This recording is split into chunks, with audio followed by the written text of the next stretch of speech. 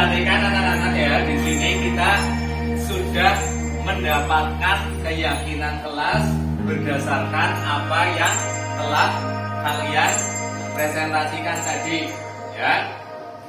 Yang pertama, kami ingin kelas yang aman, tentram, damai, dan harmonis. Yang kedua, kami ingin ruang kelas yang nyaman, bersih, rapi. Ketiga, kami ingin berusaha menjadi orang yang bersifat adil, jujur, toleransi, tolong menolong, menghargai diri sendiri dan orang lain, dan rukun. Ya, sekarang kalian bacakan ini ya, agar kalian bisa menghafal keyakinan kelas 6A dan juga nantinya menjadi pribadi kita ya. Ketika kita berperilaku, kita harus berperilaku seperti ini. Kita lihat ruang kelas, kita ingin ruang kelas yang seperti ini. Nanti kalau misalkan ruang kelasnya kotor, harus kita bersihkan, karena kita punya keyakinan kelas yaitu bersih dan rapi.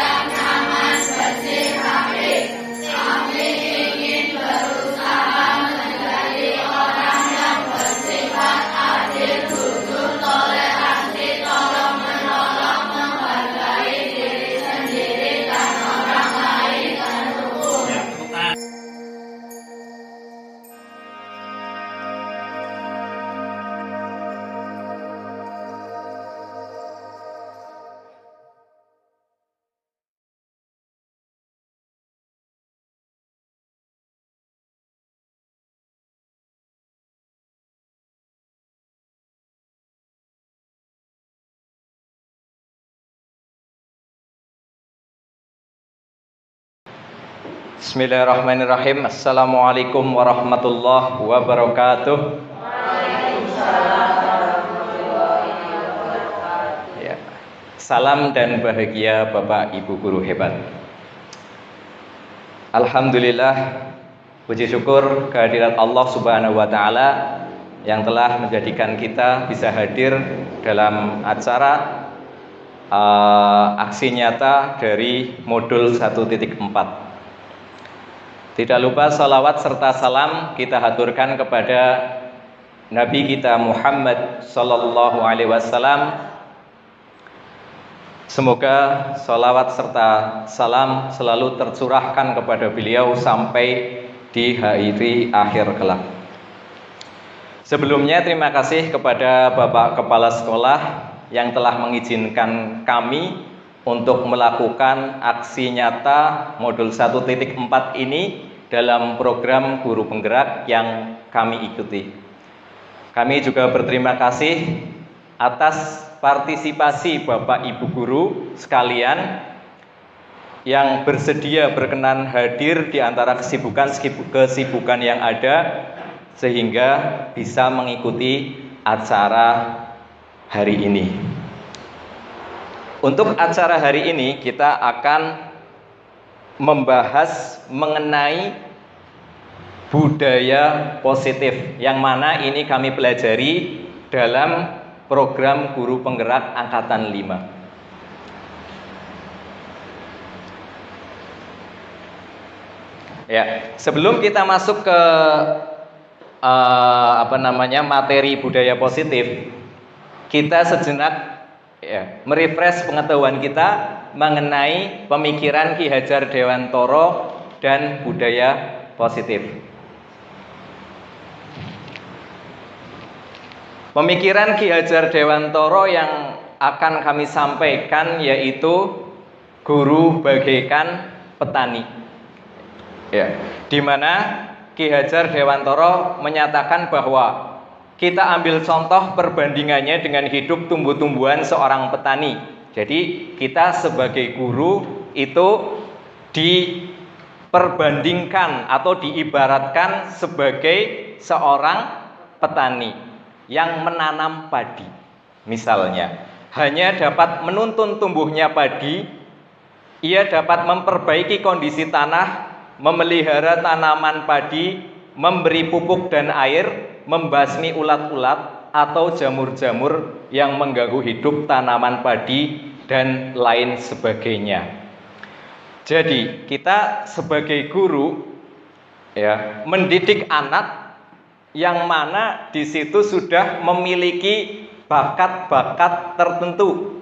Kalau di sini petani dicontohkan menanam padi, akan tumbuh padi dan insya Allah akan panen padi. Nah, sedangkan petani jagung tidak mungkin nanti harus dipaksa menjadi padi. Ya, jagung tetaplah nanti akan tumbuh jagung. Tugas kita hanya apa? Merawat, mensupport anak ya, agar nantinya anak akan tumbuh menjadi sesuai dengan kodratnya, tentunya kodrat yang baik. Karena menurut pemikiran Ki Hajar Dewantoro, manusia itu sudah ada bakatnya sendiri, bukan kertas kosong yang kita isi, bisa kita isi sesuai dengan apa yang kita inginkan. Itu seperti itu. Jadi nanti anak yang sudah punya bakat, misalkan dia menggambar misalkan, diasah agar bakat menggambarnya itu semakin baik. Anak yang bakatnya matematika diasah agar bakat matematikanya semakin baik, sehingga kita akan memiliki para ahli di bidang masing-masing.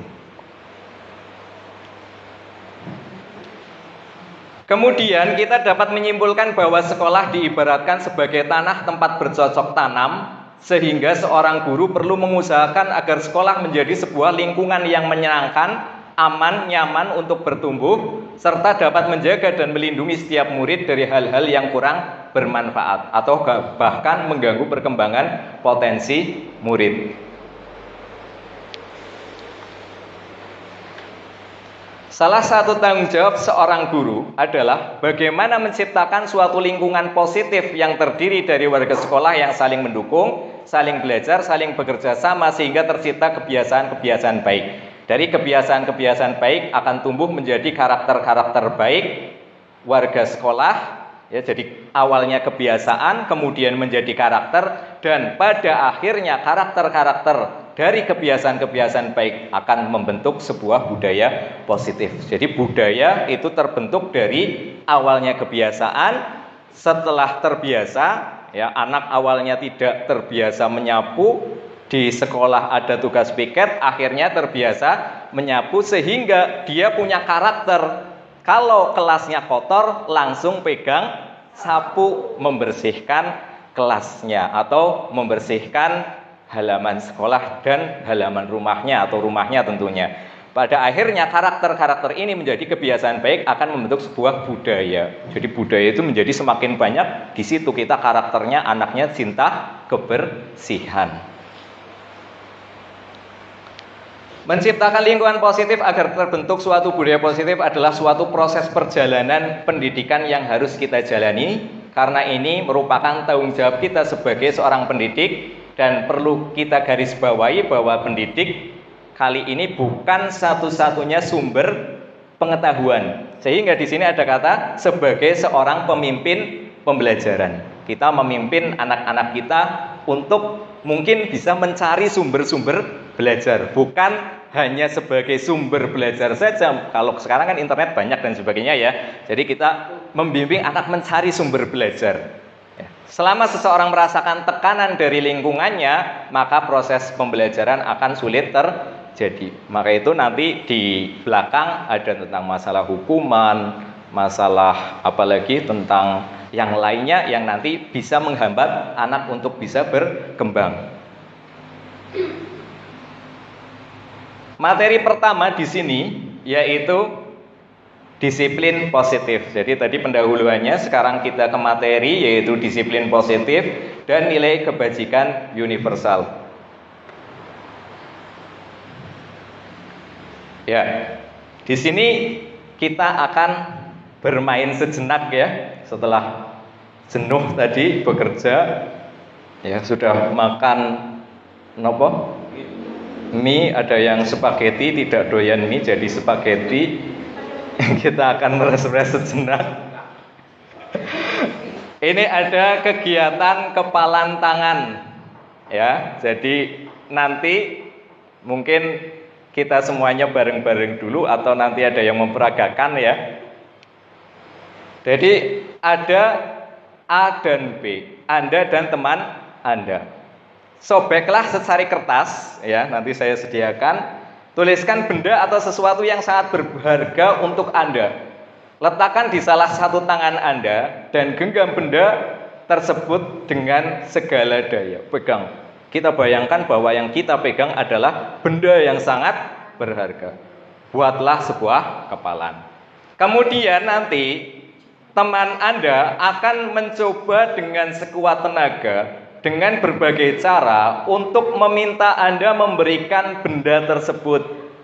Ya, nanti dipegang, terus yang satu membujuk dengan berbagai macam cara. Ya, entah nanti dibujuk, ya dirayu, diancam, awas kowe agar padane ora kowe. Ya, misalkan ya, menghardik. Ya, lo tangane kepriwe sih bedane kayak jajal megar ya, misalkan ya, atau apa ya. Ya menyuap apa saja agar dapat membuka kepalan tangan Anda. Kita coba.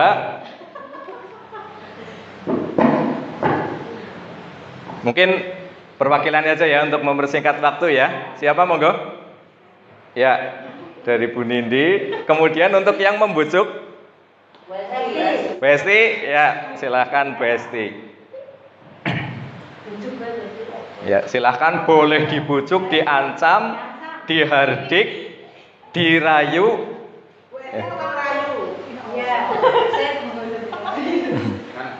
Di sebelah sana apa ya Bu? Enggak silo. Itu silo. Sudah ditulis Bu? Sudah, ya.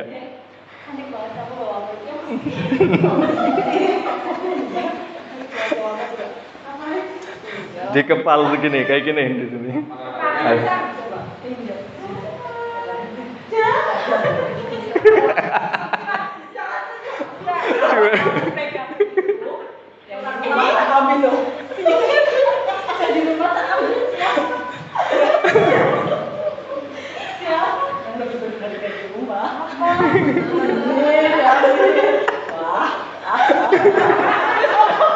Ya, terima kasih tepuk tangan kepada teman kita yang telah mempraktekkan ya. Tadi berhasil atau tidak? Besti, iya, berarti rayuannya kurang, iya kurang maut atau ancamannya kurang mengerikan itu. Nanti suaminya tak ambil ganti tangi. Oh, iya. Kira-kira isinya apa sih Bu Nindi? Keluarga, nah makanya kan keluarga. Iya, keluarga bagus dipertahankan ya Bu, luar biasa sekali. Jangan sampai diambil Bu Esti itu. Tapi juga saya bukan pelakor. Jadi perannya kurang cocok ya Bu. Iya, perannya kurang cocok. Iya, itu tadi ya. Kita lihat di sini. Selanjutnya, ini kita akan mempelajari tentang perubahan paradigma. Jadi ada sebuah pakar bernama Dr. William Glasser dalam kontrol teori meluruskan beberapa miskonsepsi tentang makna kontrol. Yang pertama, ilusi guru mengontrol murid. Ya, tadi Bu Esti ibarat seorang guru, Bu Nindi seorang murid. Nah, tapi ternyata muridnya tidak manut seperti itu ya, karena ada sesuatu yang sangat berharga yaitu keluarga. Pada dasarnya kita tidak dapat memaksa murid untuk berbuat sesuatu jikalau murid tersebut memilih untuk tidak melakukan. Nah, Bu Nini tidak mau membuka, tidak mau, akan mempertahankan keluarganya.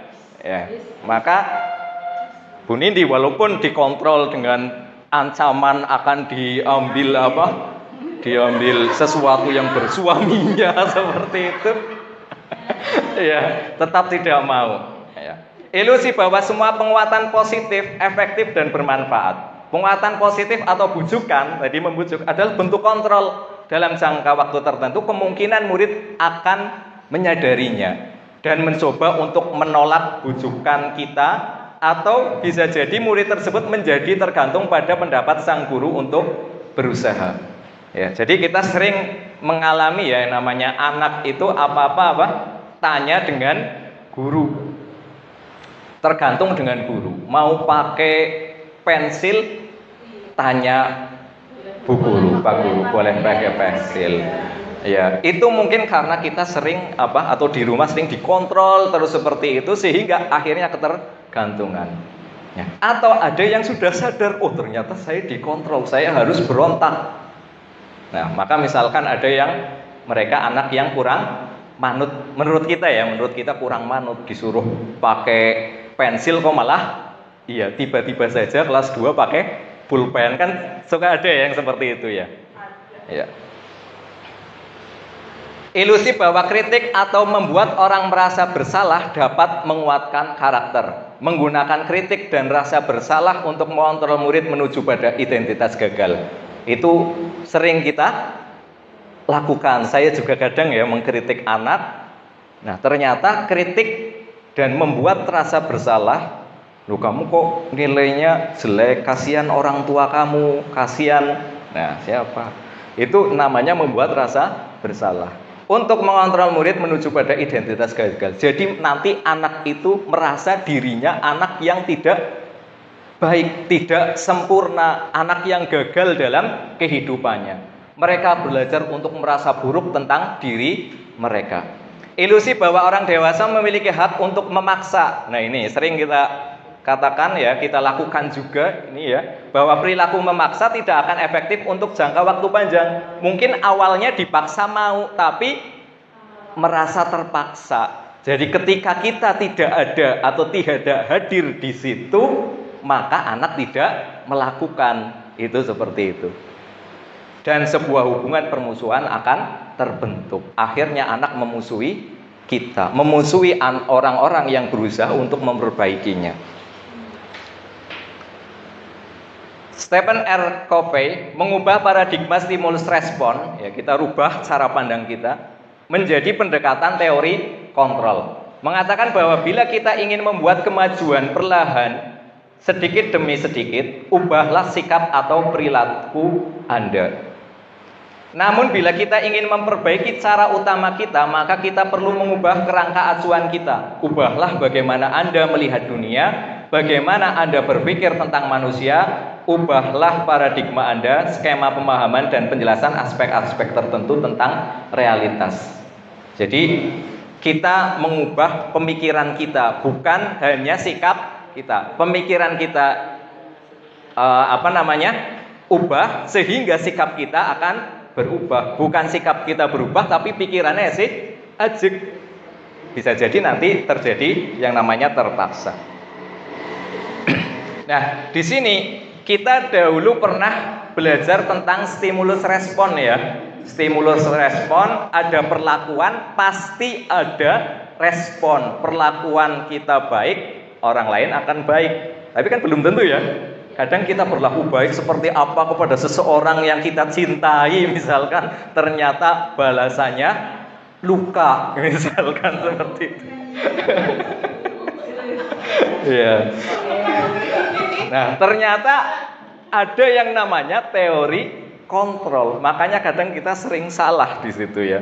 Sepertinya saya akan berbuat kepada dia agar dia mau berbuat baik kepada kita. Ternyata malah dibalas dengan air tuba. Nah, itu seperti itu ya. Nah, di sini stimulus respon yang pertama, realita atau kebutuhan kita sama.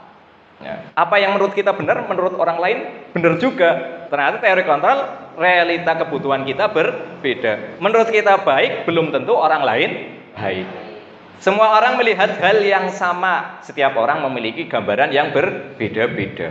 Kalian lihat misalkan Bapak Ibu lihat motor saya misalkan dimodifikasi, ada yang kurang gawean temen kayak wong kayak misalkan ya, ada yang ngomong wah bagus ya Pak dan sebagainya. Orang berpikirnya beda, cara melihat sesuatu itu berbeda. Kita mencoba mengubah orang agar berpandangan sama seperti dengan kita. Kalau stimulus respon, kalau teori kontrol kita berusaha memahami pandangan orang lain tentang dunia, agar dunia yang mereka idamkan itu adalah dunia yang baik. Karena betapa banyak orang yang punya gambaran dunia, tetapi menurut dia itu atau dunia yang dia idam-idamkan adalah dunia yang buruk. Perilaku buruk dilihat sebagai suatu kesalahan kalau stimulus respon. Kalau teori kontrol, semua perilaku memiliki tujuan. Orang lain bisa mengontrol saya. Untuk teori kontrol hanya Anda yang bisa mengontrol Anda sendiri, diri Anda sendiri, seperti yang tadi sudah kita peragakan. Saya bisa mengontrol orang lain. Nah, ternyata di teori kontrol Anda tidak bisa mengontrol orang lain. Pemaksaan ada pada saat bujukan gagal. Kalau dibujuk gagal terus dipaksa, tarik dan sebagainya. Tapi ternyata di teori kontrol kolaborasi dan konsensus menciptakan pilihan-pilihan baru. Maksudnya diskusi dan sebagainya. Nah, di sini terakhir model berpikir menang kalah untuk stimulus respon, untuk teori kontrol model berpikir menang menang. Jadi nanti tidak ada yang dirugikan. Yang bersalah merasa dirinya bisa memperbaiki kesalahan, yang jadi korban misalkan ada anak dua yang sedang bertengkar, yang satu dia juga merasa menang karena mendapat gantinya, mendapat ganti, misalkan ada yang dinakali sama temen terus jadi minta maaf dan sebagainya. Selanjutnya di sini kita akan membahas tentang makna disiplin. Ki Hajar menyatakan bahwa untuk mencapai kemerdekaan dan untuk menciptakan murid yang merdeka, syarat utamanya adalah harus ada disiplin yang kuat. Jadi yang pertama harus ada disiplin yang kuat. Disiplin yang dimaksud adalah disiplin diri yang memiliki motivasi internal. Kita garis bawahi di sini, motivasinya adalah motivasi internal yang ada dalam diri sendiri. Disiplin mempelajari bagaimana cara kita mengontrol diri dan bagaimana menguasai diri untuk memilih tindakan yang mengacu pada nilai-nilai yang kita hargai agar tercapai tujuan mulia yang diinginkan. Sebagai pendidik, tujuan kita adalah menciptakan anak-anak yang disiplin diri sehingga mereka bisa berperilaku dengan mengacu pada nilai-nilai kebajikan universal dan memiliki motivasi intrinsik bukan ekstrinsik.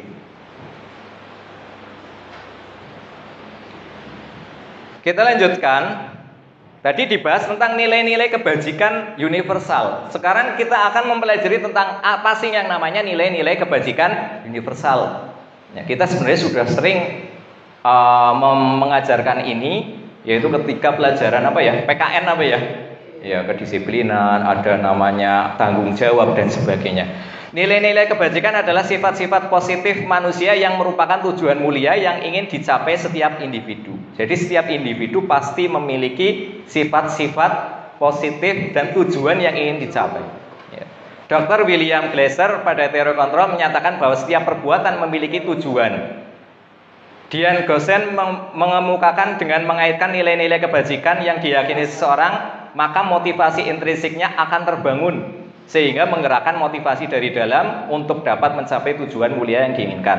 Contoh nilai kebajikan: keadilan, kehormatan, peduli, integritas, kejujuran, pelayanan, keamanan, kesabaran, tanggung jawab, mandiri, berprinsip, keselamatan, kesehatan, dan lain-lain. Contoh, misalkan seseorang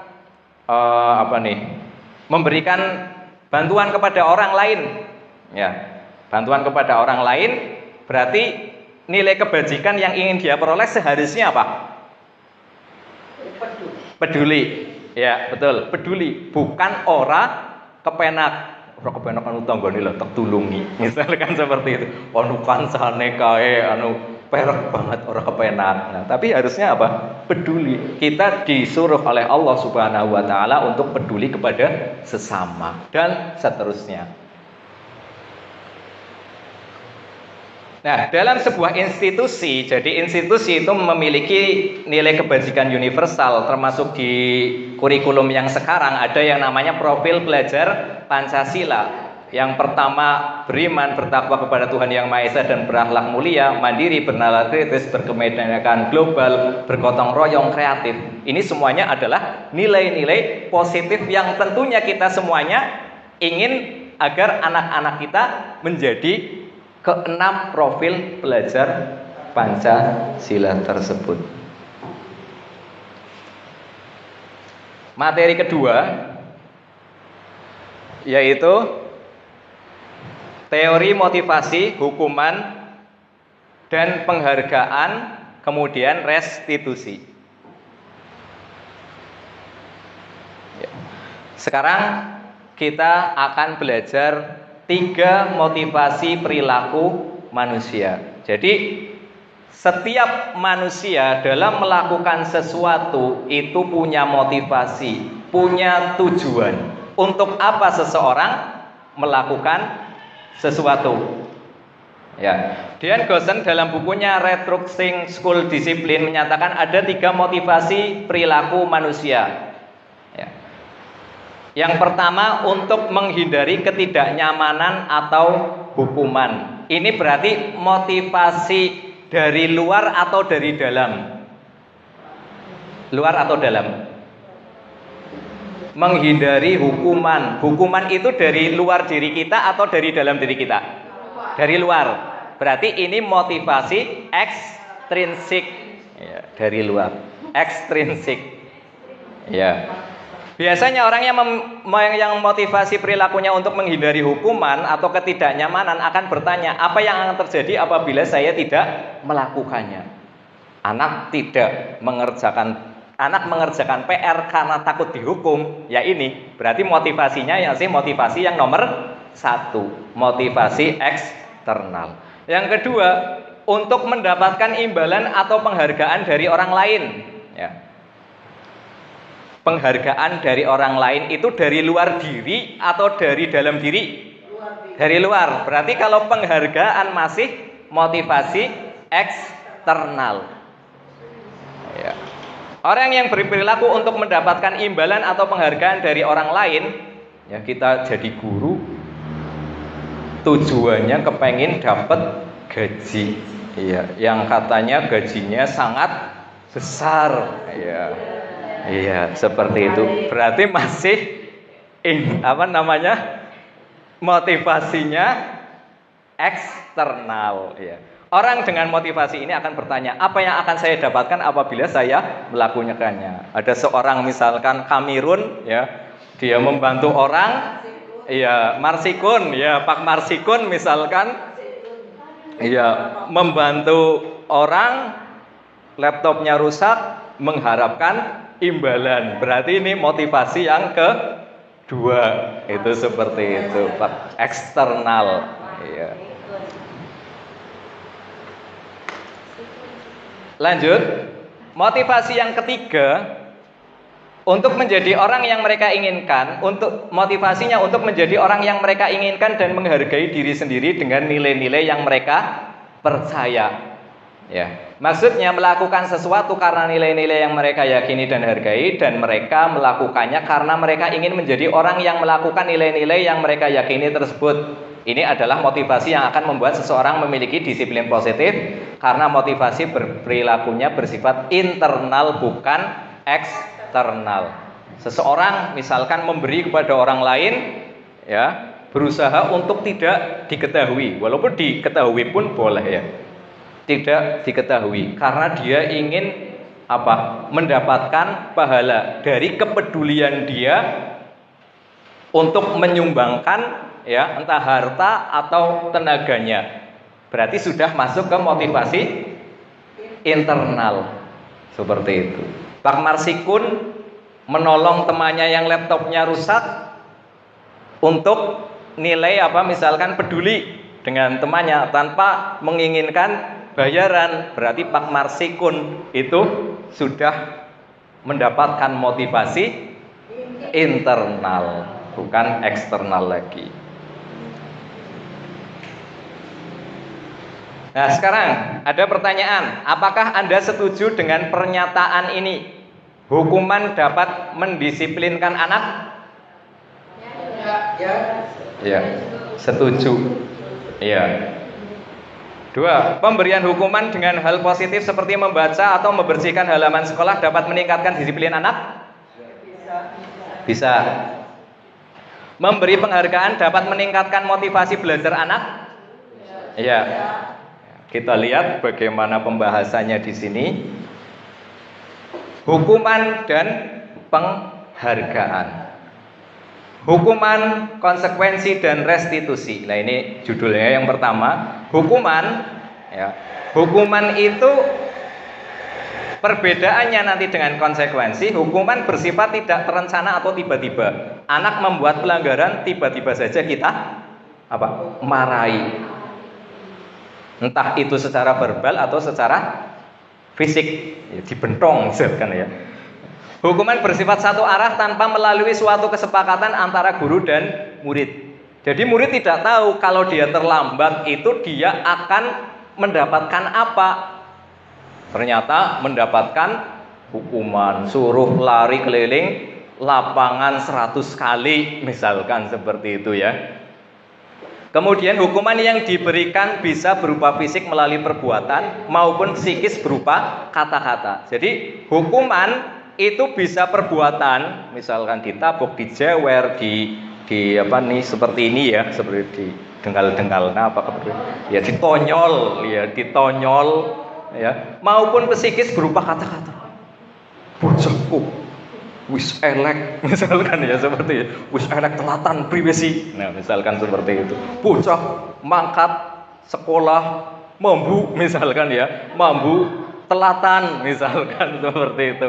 Itu termasuk hukuman berupa psikis. Ya, psikis. Jadi kata-kata itu katanya apa ya? Lidah lebih tajam daripada pedang lah kayak gitu ya. Itu kan ada peribahasa seperti itu apa ya, khusus ya, ahli bahasa ya. Seperti itu. Ya, ternyata memang bisa terjadi seperti itu.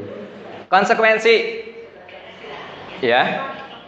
Kalau konsekuensi itu sudah terencana atau sudah disepakati guru dan murid. Nah, ketika terlambat maka dia harus menyapu boleh. Harus istighfar 100 kali misalkan ya. Bertobat kepada Allah Subhanahu wa taala misalkan. Ya. Murid tetap dibuat tidak nyaman untuk jangka waktu pendek. Ya, misalkan kalau telat ya berarti menambah jam ya. Menambah jam istirahatnya tidak jadi istirahat kudune jajan cilok, jajan cilor ora sida, padahal itu tujuan sekolahnya mau beli cilok. Ya enggak ya. Berdasarkan suatu data yang umum dan dapat diukur, ada datanya, terlambat 5 menit berapa, terlambat 10 menit berapa, terlambat 15 menit berapa, hukumannya apa atau konsekuensinya apa. Sikap guru senantiasa memonitor murid. Memonitor, dicatat, oke, wingi Bu, itu siapa, misalkan si Siti terlambat 5 menit, Siti tidak mengerjakan PR sekali, Siti sudah 2 kali, Siti 3 kali, akhirnya mendapatkan konsekuensi.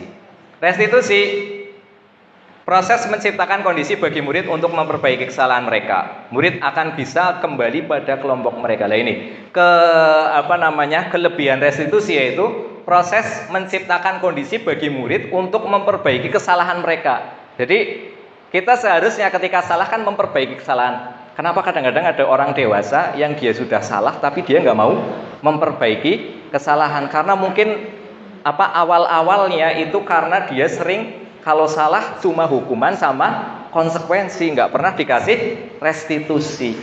Ya. Murid akan bisa kembali pada kelompok mereka. Ya, murid akan kembali menjadi baik, menjadi anak yang disiplin, anak yang sabar, anak yang penurut dengan karakter yang lebih kuat. Itu seperti itu. Lanjut. Nah, di sini ternyata dipelajari bahwasanya tadi kita katakan hukuman bisa mendisiplinkan dan sebagainya ya. Ternyata hukuman itu atasnya tulisan apa itu? Identitas gagal. Sedangkan yang dimaksud disiplin adalah konsekuensi. Sebelum kita memberikan sesuatu kepada anak, maka kita susun dulu. Kalau melakukan A, dapat apa?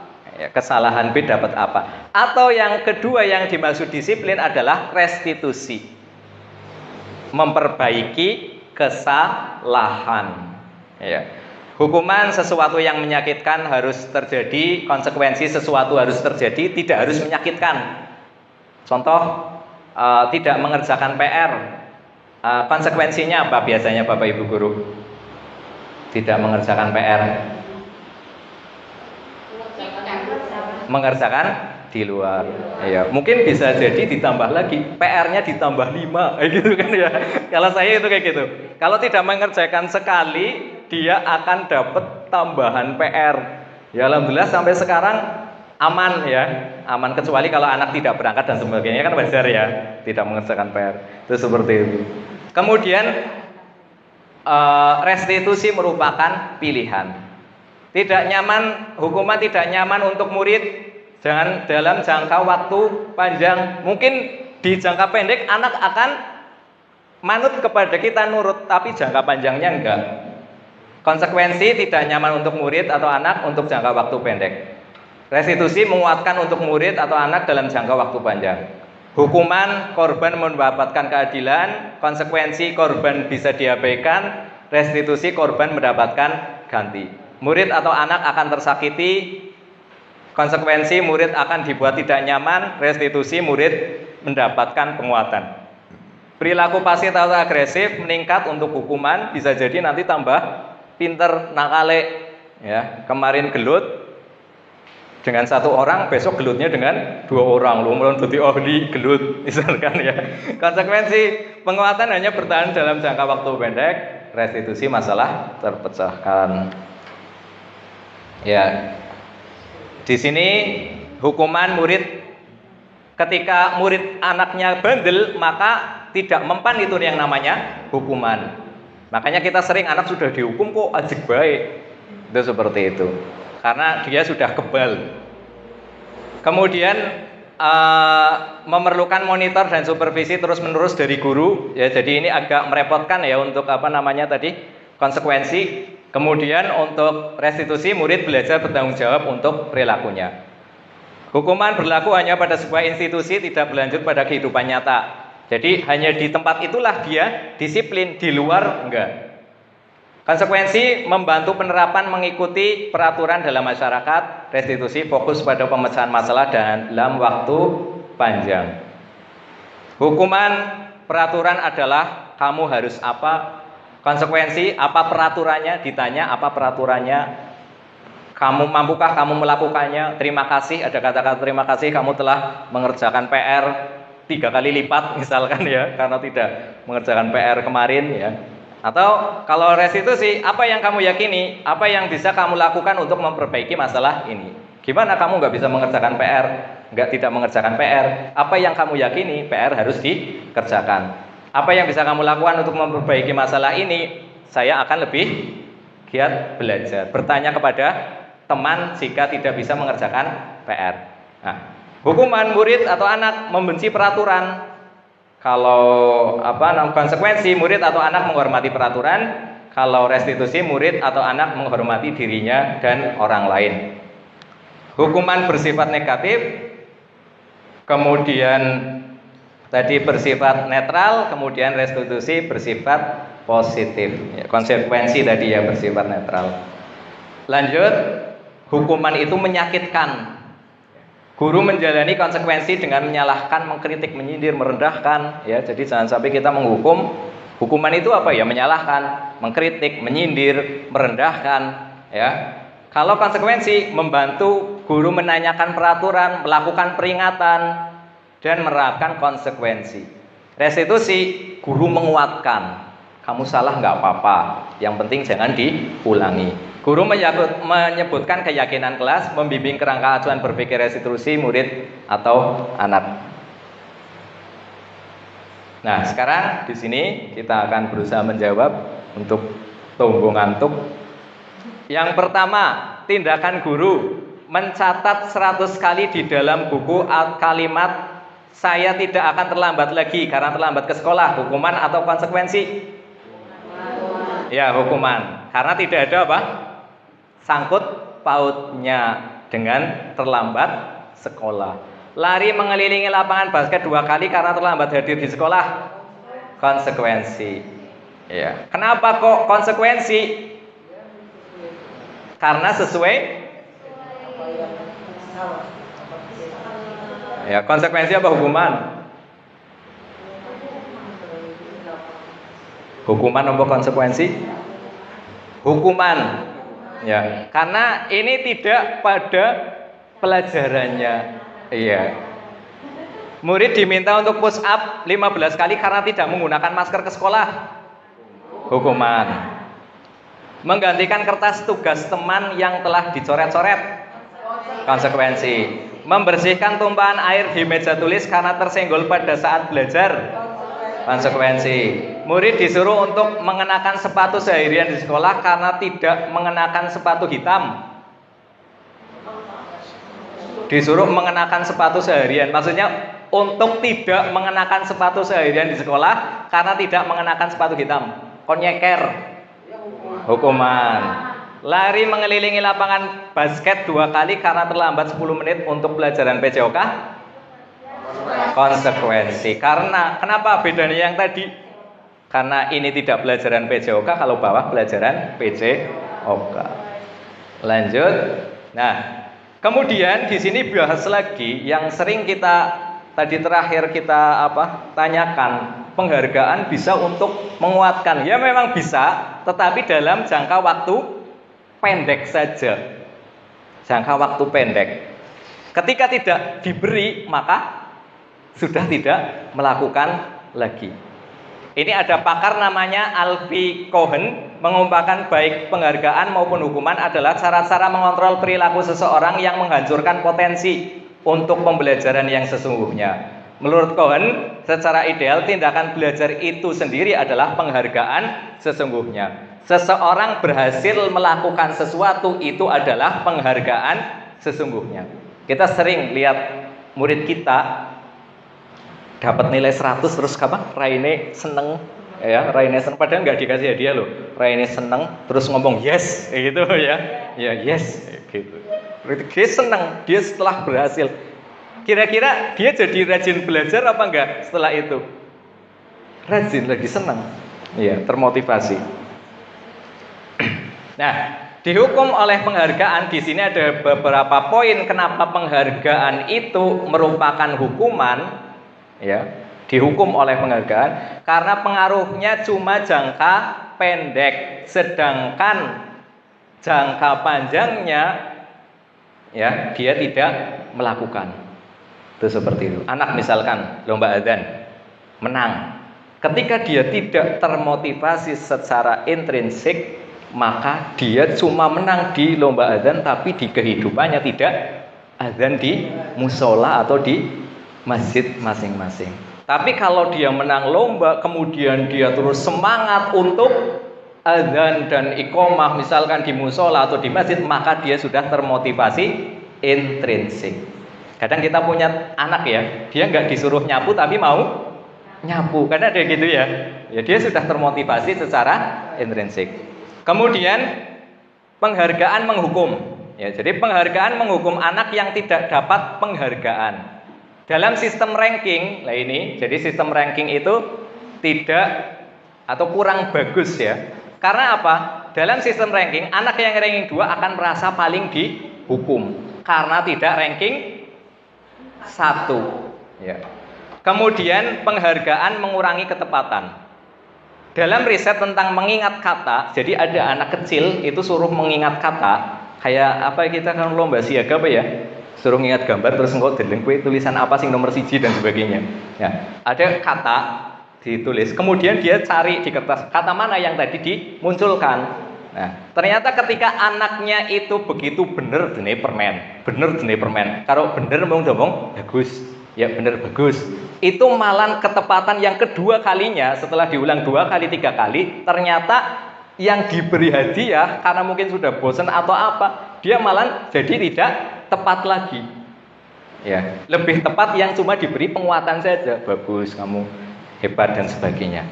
Penghargaan tidak efektif. Seorang anak yang mengharapkan dan tidak mendapatkan, maka ia akan kecewa. Anak lomba, dia mengharapkan dijanjeni gurune hadiah 1.000. Nah, ternyata dia lomba kalah.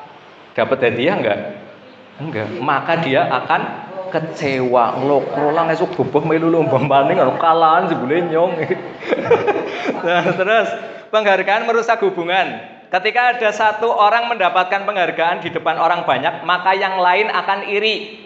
Tadinya berteman baik, ya, kemudian lihat temannya dapat hadiah, dia tidak, padahal melu lombane bareng, dia akan iri. Ada orang yang tersakiti sehingga merusak hubungan. Penghargaan menurunkan kualitas. Penelitian ini, ada sebuah penelitian bahwasanya seorang mahasiswa sedang KKN di sebuah surat kabar. Tentunya mereka apa? Menulis, membuat sebuah berita. Nah, ternyata ketika membuat berita kemudian dikasih upah dengan yang tidak, maka kualitas beritanya malah bagus yang tidak. Karena dia sudah merasa puas gawe berita sing main. Itu seperti itu. Penghargaan mematikan kreativitas. Jadi kualitas ya, maaf ya, kualitas. Kalau ini penghargaan mematikan kreativitas, di sini di penelitian tentang seorang pekerja seni, kreativitasnya menjadi berkurang karena apa? Diberi penghargaan terus-menerus.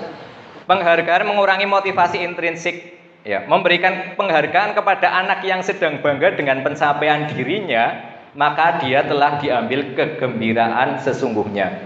Begitu dia mendapatkan apa, misalkan bisa mendang bola dengan lurus misalkan, terus langsung dini hadiah. Seharusnya dia bahagia karena apa? Karena berhasil nendang dengan benar. Ya bagus, cuma kayak gitu aja. Terus dene misalnya di jajan, yo sekarang teknik jajan ada yang nendang lurus. Nah, dia sudah mengambil kegembiraan. Kegembiraan dia bisa nendang lurus hilang dengan kegembiraan mendapatkan hadiah. Nah, kemudian yang D, restitusi adalah sebuah pendekatan untuk menciptakan disiplin positif. Jadi kita kan menginginkan, tadi Ki Hajar Dewantara mengatakan kalau mau merdeka secara keseluruhan anak harus disiplin, yaitu kuncinya kan.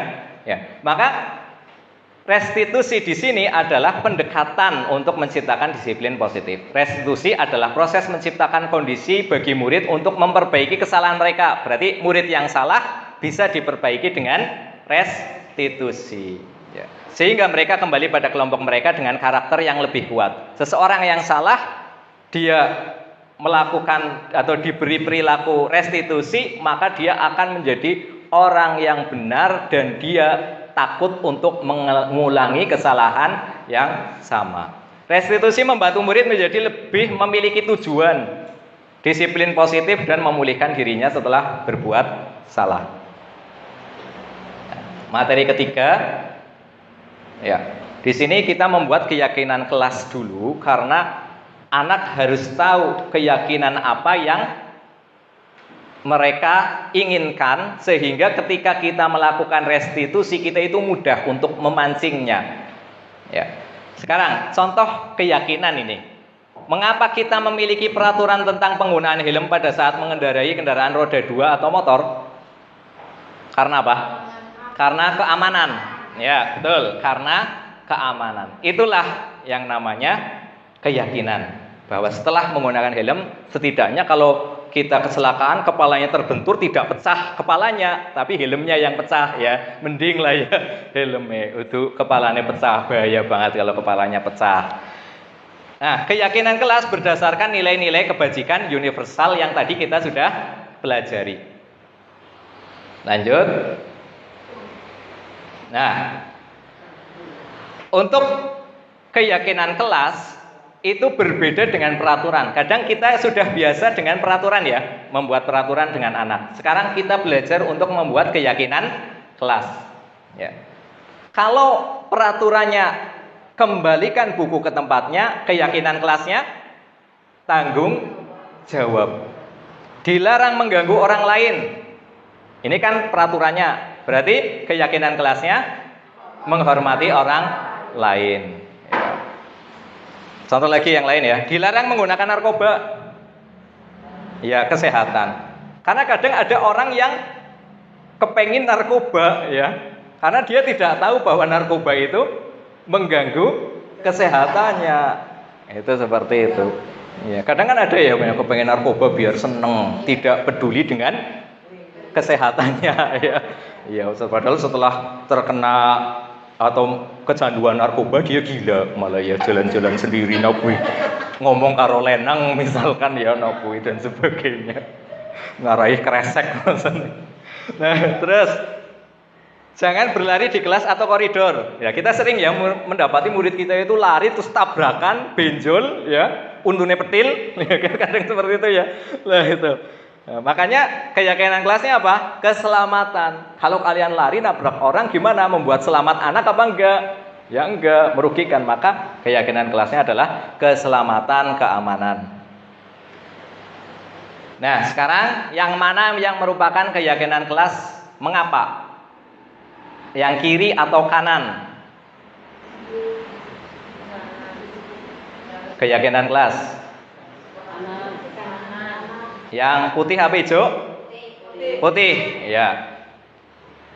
Karena di sini saling menyayangi. Kata-katanya berlaku umum. Saling menyayangi itu bisa memberi, tidak nakal kepada teman, ya, tidak nyolong misalkan ya, tidak membuli, tidak apalagi ya, banyak ya. Semangat belajar berarti dia gimana? Semangat berarti tidak malas, mau belajar, yaitu semangat dan seterusnya. Sedangkan yang sebelah itu adalah peraturan, menjaga kebersihan, berdoa sebelum dan sesudah kegiatan itu peraturan. Nah, pembentukan keyakinan sekolah atau kelas, ya, kita akan belajar tentang pembentukan keyakinan sekolah atau kelas, yang dimana nantinya semoga kita semuanya nanti setiap kelas punya keyakinan kelas. Ya. Yang pertama bersifat lebih abstrak daripada peraturan, yang lebih rinci dan konkret. Berarti abstrak, kasih sayang, peduli sesama, ya. Kemudian berupa pernyataan-pernyataan universal seperti yang sudah kita tadi pelajari. Pernyataan senantiasa dibuat dalam bentuk positif. Ya. Berarti kalau kata-kata jangan jahat jadi apa? Positifnya jangan ya berbuat baik, ya. Hendaknya tidak terlalu banyak sehingga mudah diingat dan dipahami oleh semua warga kelas. Sebaiknya sesuatu yang dapat diterapkan di lingkungan, semua warga kelas ikut berkontribusi loh. Jadi dibentuknya bareng-bareng. Kalau kemarin di kelas 6 itu dibentuknya bareng-bareng, anak berkelompok. Ya, kira-kira kelas apa yang kalian inginkan? Kepengen sing apa? Sing rapi pak, sing bersih, ditulis. Saya tulis semuanya di papan tulis. Dan alhamdulillah hasilnya baik. Ya. Kemudian semua warga kelas ikut berkontribusi dalam pembuatan keyakinan kelas lewat kegiatan curah pendapat, bersedia meninjau kembali keyakinan kelas dari waktu ke waktu karena mungkin ada yang kurang atau ada yang kelebihan, itu bisa. Prosedur pembentukan keyakinan kelas yaitu mempersilakan warga sekolah atau murid di sekolah atau kelas untuk bercurah pendapat tentang peraturan yang perlu disepakati di sekolah atau kelas. Mencatat semua masukan para murid. Jadi semuanya anak-anak partisipasi ya. Kemudian ditulis di papan tulis atau di kertas besar, ditempel agar seluruh warga sekolah bisa melihat hasil curahannya. Susunlah keyakinan kelas sesuai prosedur pembentukan keyakinan sekolah atau kelas seperti gantar negatif jadi positif dan seterusnya. Pernyataan yang tertulis di sana masih banyak yang berupa peraturan-peraturan. Kalau ada yang peraturan gimana? Kita ubah menjadi keyakinan kelas. Seperti yang tadi, berjalan di kelas, dengarkan guru menjadi saling menghormati. Ya. Tinjau ulang keyakinan sekolah atau kelas secara bersama-sama, bareng-bareng, wis apik apa urung, dan seterusnya. Setelah keyakinan sekolah atau kelas selesai dibuat, maka semua warga kelas dipersilakan meninjau ulang dan menyetujui dengan menandatangani keyakinan sekolah atau kelas tersebut. Jadi nanti anak-anak suruh tanda tangan semuanya. Kalau kelas 1 mungkin cap jempol ya, misalkan, atau cap 3 jari. Misalkan Bu Ruswati cap 3 jari ya. Anak-anak pakai tinta ya. Tidak apa-apa seperti itu ya. Belum bisa tanda tangan, belum bisa nulis, sudah bisa nulis semua ya. Ya. Ajari tanda tangan ya. Namanya Roro Jonggrang, RU, RR, dan seterusnya. Nah, kalau sudah ditandatangani, maka dilekatkan di dinding kelas atau di tempat yang mudah dilihat semua warga kelas. Lanjut, materi keempat yaitu kebutuhan dasar manusia dan dunia berkualitas. Mari kita isi kuesioner berikut. Tadi sudah dibagikan ya? Sudah diisi semua Bapak Ibu? Iya. Bagaimana hasilnya? Yang nomor berapa saja? Saya yang paling tinggi nomor 1. Nomor 1 paling tinggi. Ada yang lain nomor 2? Ada yang nomor 2 paling tinggi? Ada? Ada yang double ya? Ada yang double apa tidak? Ada nomor 2 ada. Nomor 3 ada yang paling tinggi? Tidak ada. Ya berarti saya sendirian. 3. Ada Bu siapa? Bu Ani nomor 2. Ya, terakhir yang nomor 4. Ya, banyak ya yang sudah nomor 4. Kita lihat hasilnya. Ternyata ketika anak orang atau Bapak Ibu yang nomor 1, maka kebutuhan yang paling diinginkan saat ini adalah kasih sayang dan rasa diterima. Kemudian kalau yang kedua ini kekuasaan. Yang ketiga kebebasan. Ya, ini saya ini nomor 3 kebebasan. Karena terkekang apa ya Bu Esti? Iya, jijiret. Terus yang keempat kesenangan. Loh, ini kurang piknik sepertinya ini ibu-ibu. Jadi ini ada 4 kebutuhan dari 5 kebutuhan dasar manusia. Ya, kita lanjutkan 5 kebutuhan dasar manusia. Seperti tadi kita sudah katakan bahwasanya semua manusia memiliki tujuan tertentu, ya. Maka ketika seseorang atau murid kita melakukan sesuatu pasti ada namanya tujuannya. Yang pertama tujuannya adalah untuk kebutuhan bertahan hidup. Ya. Kebutuhan bertahan hidup atau survival adalah kebutuhan yang bersifat fisiologis untuk bertahan hidup, misalnya kesehatan, rumah, dan makanan. Ya. Kemudian yang kedua, kebutuhannya lah tadi yang sudah di kuesioner itu ya. Kebutuhannya yaitu kasih sayang dan rasa diterima. Kebutuhannya yang dimaksud adalah kebutuhan untuk diterima. Ya. Kebutuhan untuk disayangi dan diterima meliputi kebutuhan yang akan hubungan dan koneksi sosial, kebutuhan untuk memberi dan menerima kasih sayang, dan kebutuhan untuk merasa menjadi bagian dari suatu kelompok. Anak-anak yang memiliki kebutuhan dasar ini biasanya ingin disukai dan diterima oleh lingkungannya, akrab dengan orang tua, belajar karena suka pada gurunya, teman dan teman sebaya sangatlah penting, suka bekerja dalam kelompok. Nah, kebutuhan yang ketiga yaitu kebutuhan penguasaan, berhubungan dengan kekuatan untuk mencapai sesuatu, menjadi kompeten, menjadi terampil, diakui atas prestasi dan keterampilan kita, didengarkan, memiliki rasa harga diri.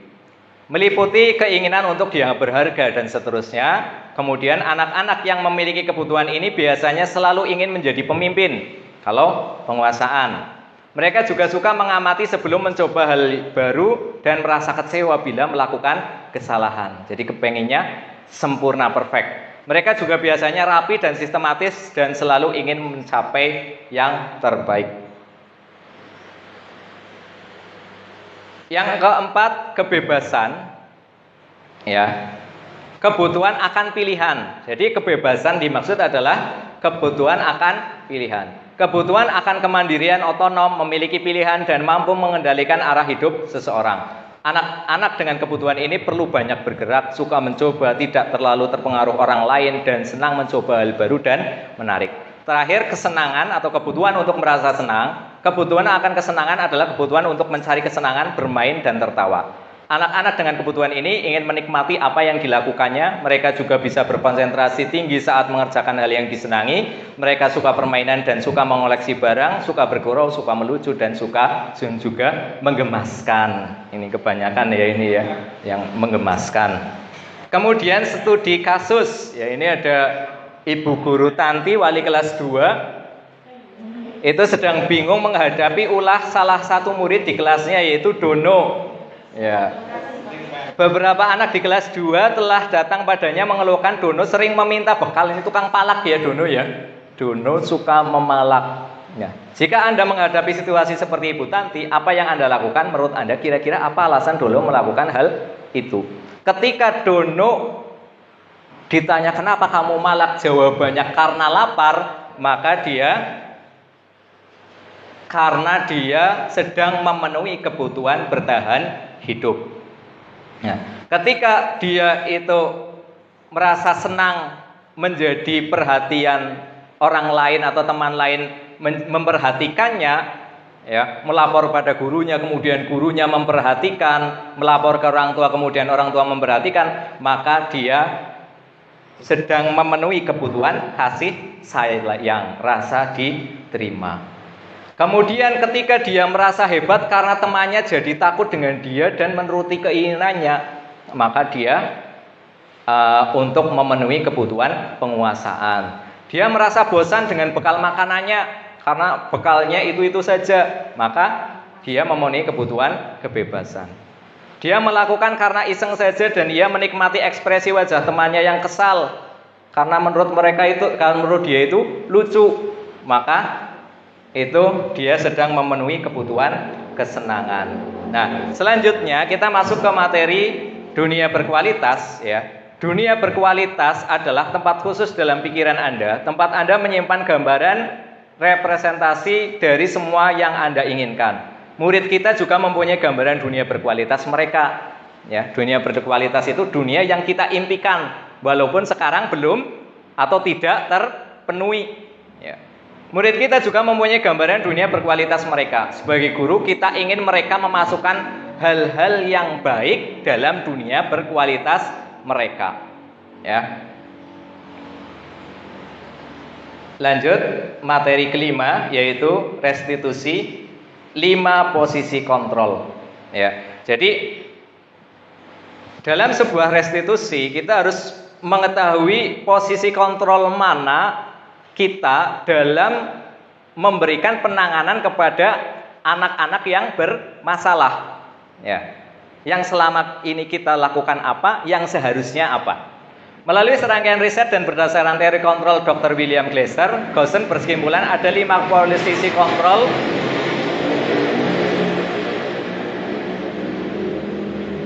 yang diterapkan seorang guru, orang tua ataupun atasan dalam melakukan kontrol. Ya, posisi kontrol yang pertama, dia seorang penghukum. Ya, dia biasa menggunakan hukuman fisik maupun verbal. Dia mengancam ketika anak yang tidak taat aturan, patuhi aturan saya atau awas, seperti itu. Kamu selalu saja salah. Selalu, pasti selalu yang terakhir selesai. Dengan nada apa? Keras. Kemudian yang kedua, pada posisi ini biasanya guru akan bersuara lebih lembut. Pembuat rasa bersalah akan menggunakan keheningan yang membuat orang lain merasa tidak nyaman, bersalah atau rendah diri. Kata-kata yang keluar dengan lembut akan seperti ini. Ibu sangat kecewa sekali dengan kamu. Berapa kali sih Bapak harus memberitahu kamu ya, kok nggak paham-paham, misalkan. Gimana coba kalau orang tua kamu tahu kalau kamu kalau kamu mencuri, misalkan. Itu membuat dia atau anak merasa bersalah.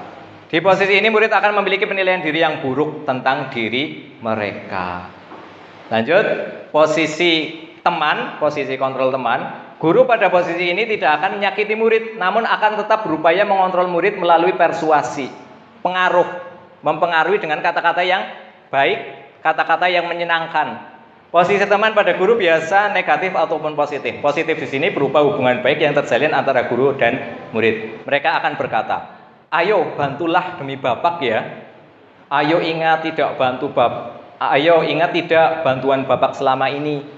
Ya sudah, kali ini tidak apa-apa, nanti Bapak bantu bereskan. Seperti itu. Lanjut, posisi pemantau ya. Memantau berarti mengawasi. Pada saat kita mengawasi, kita bertanggung jawab terhadap perilaku orang yang kita awasi. Posisi pemantau berdasarkan peraturan, ada catatan dan sebagainya, sehingga ketika ada anak yang melanggar peraturan, dia akan bertanya, peraturannya bagaimana ya seharusnya? Apa yang telah kamu lakukan? Nah, anak jawab melanggar aturan. Sanksi atau konsekuensinya apa ketika kamu terlambat? Karena anak sudah tahu, dia akan menjawab dengan dengan kesadaran diri. Yang terakhir, posisi control manager adalah posisi di mana guru berbuat sesuatu bersama dengan murid. Ngobrol berdua tentang kesalahannya bagaimana, ya, mempersilahkan murid bertanggung jawab perilakunya, mendukung murid agar dapat menemukan solusi, ya. Seorang manajer memiliki keterampilan di posisi teman maupun pemantau, dan demikian bisa jadi kalau manajer itu bisa jadi menjadi posisi teman ataupun posisi kontrol. Seorang manajer akan berkata apa yang kita yakini terkait dengan keyakinan kelas yang sudah dibuat, ya. Kemudian apakah kamu meyakininya? Misalkan, jika kamu meyakininya, apakah kamu bersedia memperbaikinya? Jika kamu memperbaiki ini, hal ini menunjukkan apa tentang dirimu? Apa rencana kamu untuk memperbaiki hal ini? Jadi anak diajak untuk memperbaiki dirinya sendiri. Lanjut, studi kasus. Di sini ada Marsikun, ya. Marsikun murid kelas 6A. Ini yang pandai itu ya. Iya, itu tapi Yang pandai elektronik. ya, tapi kalau membantu itu kadang-kadang minta uang. Iya, nyontek anak temennya lihat PR-nya terus suruh bayar. Itu Marsikun itu seperti itu. Nah, tapi dia juga suka terlambat sekolah itu Marsikun, ya. Nah, kalau Bapak Ibu guru menjadi posisi penghukum ketika melihat Marsikun yang terlambat sekolah, maka nada suaranya itu tinggi, melotot, jari menunjuk-nunjuk. Ayo ki meteni. Terlambat lagi, pasti terlambat. Selalu datang terlambat. Kapan bisa datang tepat waktu? Hasilnya kemungkinan murid marah dan mendendam atau bersifat agresif. Ya, dia jadi agresif. Pembuat rasa bersalah, nada suaranya memelas, halus, sedih, bahasa tubuhnya merapat pada anak lesu. Kun, kamu ini bagaimana? Kamu sudah berjanji dengan Bapak tidak akan terlambat lagi. Kamu kenapa ya senang sekali mengecewakan Bapak? Bapak benar-benar kecewa sekali. Hasilnya murid akan merasa bersalah. Ya, bersalah telah mengecewakan Bapak Ibu guru, tidak bisa membahagiakan orang lain. Nah, kalau teman, ya, ketika menghadapi Marsikun itu terlambat, maka Marsikun ayolah dengan senyum loh, ya, dengan senyum, bukan dengan rai sepaneng seperti itu, ya, wajah sepaneng. Marsikun, ayolah, bagaimana sih kamu juga sudah janji ke Bapak bukan? Kenapa terlambat lagi? Nah, sambil tertawa ringan. Ya sudah, tidak apa-apa, duduk dulu sana, nanti Pak Guru bantu kamu ini. Nah, dia itu seperti itu. Hasilnya murid akan merasa senang dan akrab dengan guru.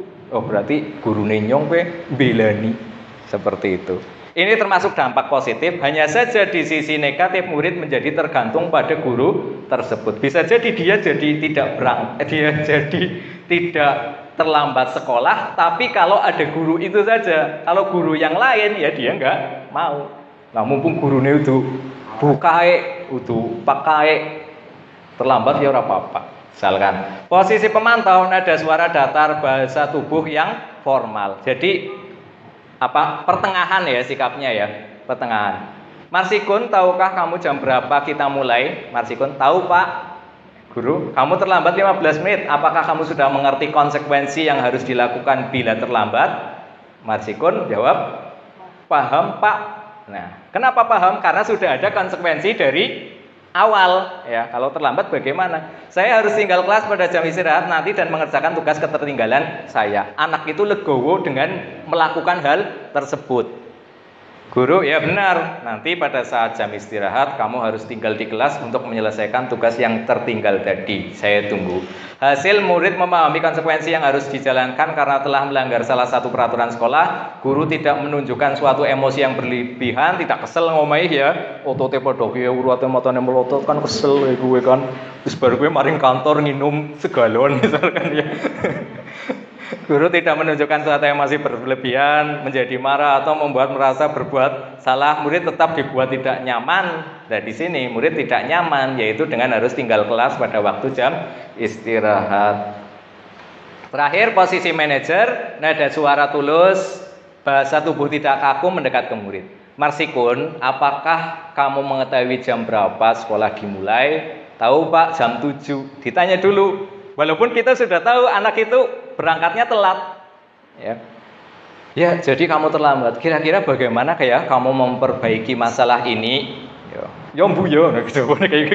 Tapi ternyata Marsikun enggak, ini anak yang cerdas Marsikun itu, ya enggak. Saya bisa menanyakan teman saya Pak untuk mengejar tugas yang tertinggal. Baik, itu bisa dilakukan. Apakah besok akan ada masalah untuk kamu agar bisa hadir tepat waktu sekolah? Kamu besok bisa enggak hadir tepat waktu atau ada masalah lagi? Nah, tidak Pak, saya bisa hadir tepat waktu. Dia senang. Ya, guru baik, saya hargai usaha kamu untuk memperbaiki diri. Dalam posisi manajer, maka suara guru sebaiknya tulus. Ya, jangan posisi Marsikun, apakah kamu mengetahui jam berapa sekolah dimulai? Tapi kita dengan nodone golok kurung cicil kayak gitu ya. Marsikun, apakah kamu mengetahui jam berapa sekolah dimulai? Nah, itu terus wedi orang sita manajer itu ya, malah terus bocahnya keweden. Ya, malah bali kayak malah besti. Ya.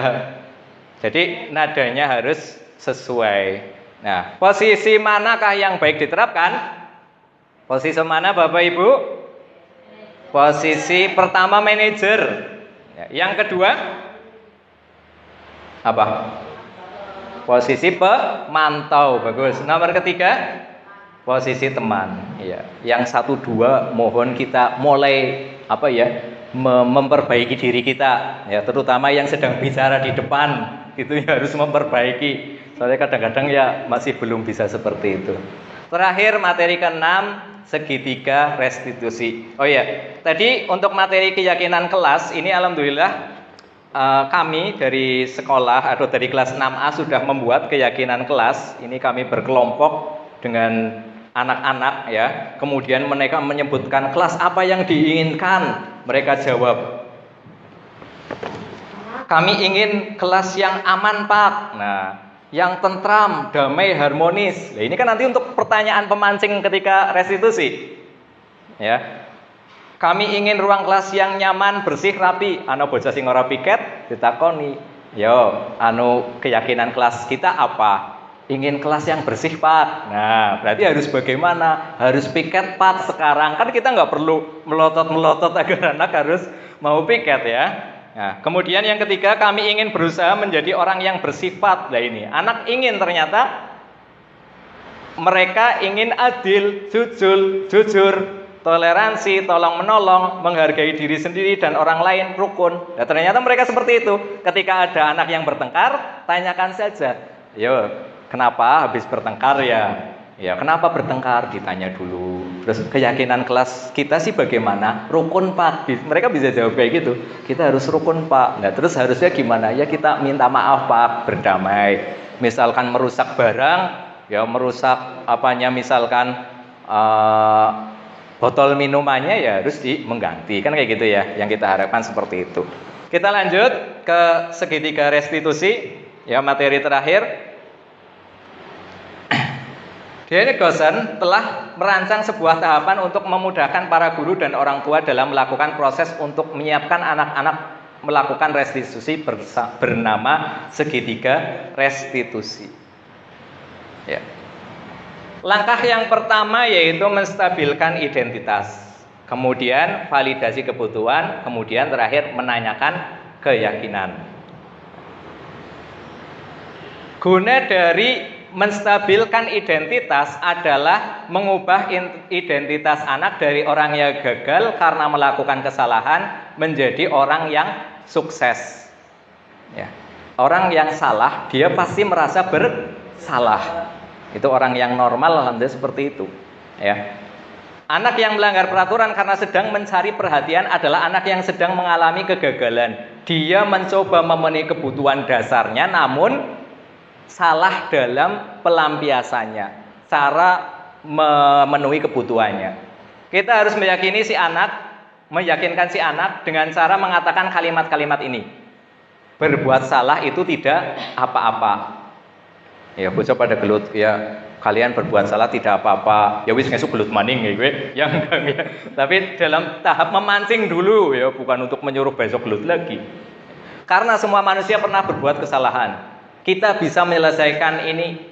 Bapak Ibu tidak tertarik mencari siapa yang salah, tapi Bapak Ibu ingin mencari solusi dari permasalahan itu. Kamu berhak merasa begitu. Lanjut. Validasi tindakan yang salah, ya. Menurut teori kontrol, semua tindakan manusia baik buruk pasti ada tujuannya. Seorang guru yang memahami teori kontrol pasti akan mengubah pandangannya dari teori stimulus respon ke cara berpikir proaktif yang mengenali tujuan dari setiap tindakan. Kalimat-kalimat di bawah ini katakan dengan nada tanpa menghakimi sehingga akan memvalidasi kebutuhan mereka. Padahal kamu bisa melakukan yang lebih buruk dari ini ya. Kamu pasti punya alasan mengapa melakukan hal itu. Nah, jadi dia melakukan kesalahan, kita ngomong, padahal kamu bisa melakukan hal yang lebih buruk dari ini ya. Iya ya Bab, ya udah lakukan ya. Enggak seperti itu ya. Jangan langsung memerintah yang lebih buruk ya. Tapi maksudnya ini agar anak itu tenang loh. Tenang, bisa jujur ya.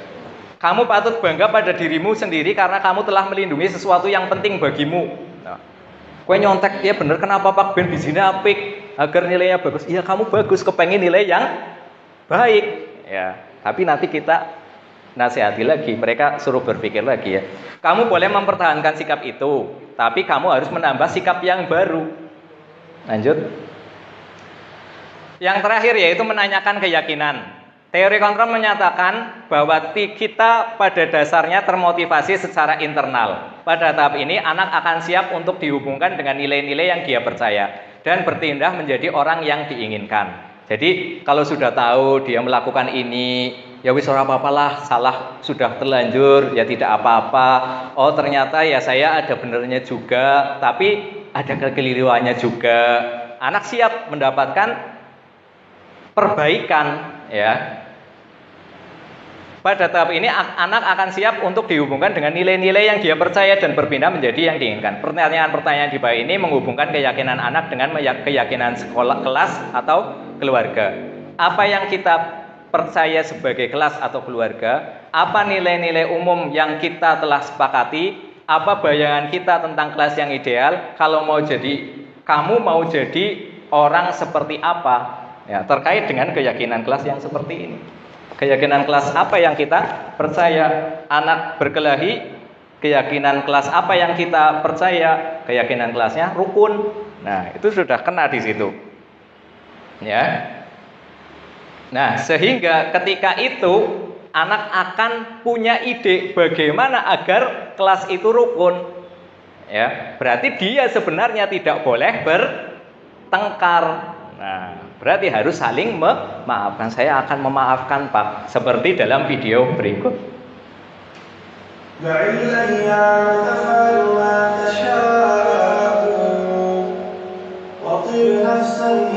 ini ada siswa melakukan pemalakan kepada siswa lain. Selamat siang, Seri. Aku tahu juga.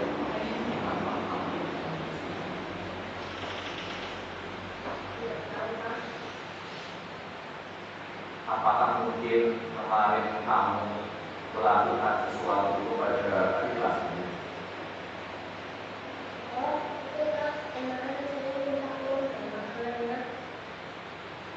Semua orang pernah melakukan kesalahan. Kalau boleh tahu, apa alasan kamu lupa-lupa memaafkan kepada adik kelasmu?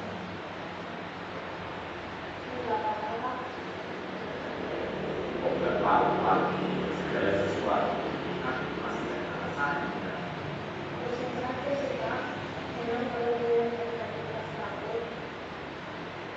Sebenarnya sah-sah saja kalau misalnya senang, tapi apakah kesenangan yang seperti itu baik?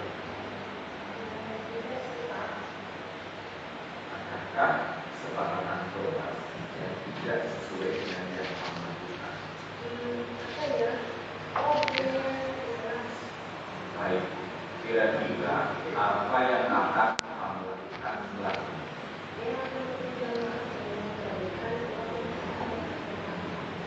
Bagus, jadi semoga telah kau menjadi anak yang sukses ya. Ya, itu tadi ya, dari anak bisa menjawab cara memperbaikinya.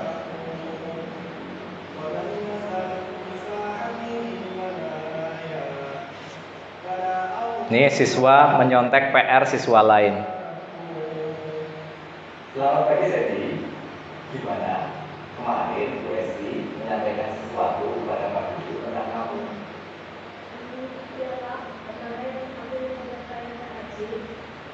Kalau boleh tahu, apa alasan kamu mencontek ya? Pak, saya sering bingung, nggak bisa mengerjain PR. Jadi, pernah saya datang mengerjain PR-nya Haji agar nilainya baik. Sebenarnya sah-sah saja kamu menilai Pak. Tapi apakah mencari nilai baiknya sama Tidak sih, Pak. adakah kesepakatan kelas yang tidak sesuai dengan apa yang telah kamu lakukan? Jujur, Pak. Ya, bagus. Berarti sikap yang benar bagaimana? Tidak boleh, Pak. Kalau tidak bisa, saya meminta Haji untuk menjadi calon. Bagus, jadi semoga telah kamu menjadi orang yang sukses ya.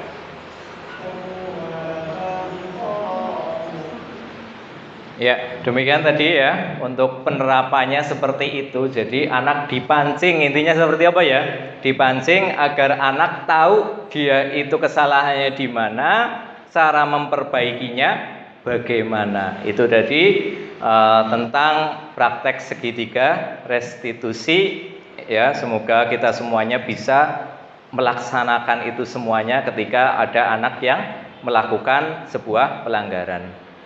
Ini sudah berakhir ya.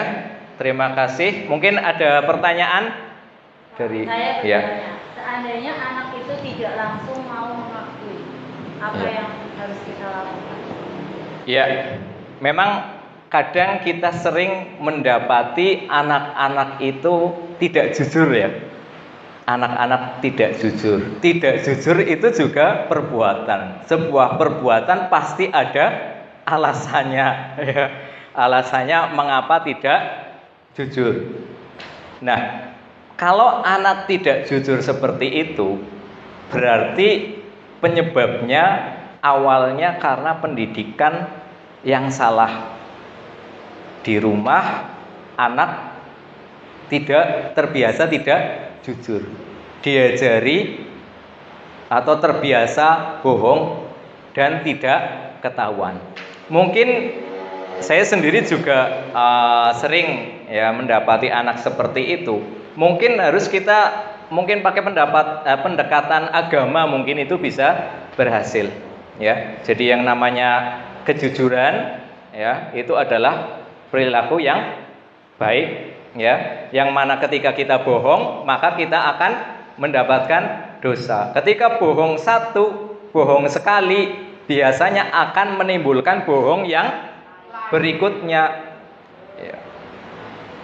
Misalkan seperti itu ya, jadi bohong pertama menimbulkan kebohongan yang lain. Jadi mungkin kita lebih ke pendekatan agama ya, mengatakan bahwa bohong itu bagaimana konsekuensinya, kemudian kita nalarkan kepada anak kalau bohong itu bisa membuat dirinya rugi sendiri dan sebagainya sebelum terjadi pelanggaran. Dan mungkin setiap pagi anak sebelum pelajaran itu diberi motivasi yang baik ya, motivasi yang baik agar mereka mau bersikap jujur. Mungkin seperti itu Bu Esti. Untuk yang lain? Iya, mungkin tapi tetap itu berproses ya Bu Esti ya.